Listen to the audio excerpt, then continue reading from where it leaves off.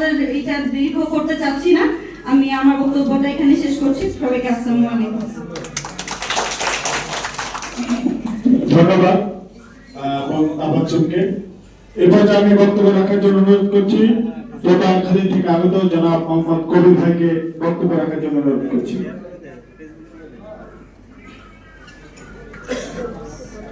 বিসমিল্লাহির রহমানির রহিম।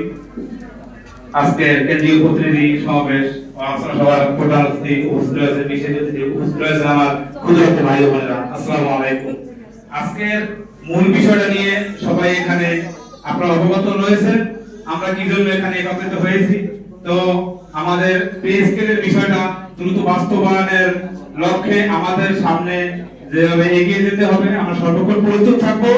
আপনারা যে যেখান থেকে আসছেন এবং আমাদের কেন্দ্রীয় আহ্বায়ক, আমাদের কর্মী বান্ধব জননেতা, আমাদের আব্দুল মালেক ভাইয়ের হাতকে শক্তিশালী করে আপনারা যদি আমাদের এই 25 নীতি নবম পে স্কেল বাস্তবায়ন যদি করতে চান, আমরা যারা সরকারি কর্মচারী যারা রয়েছি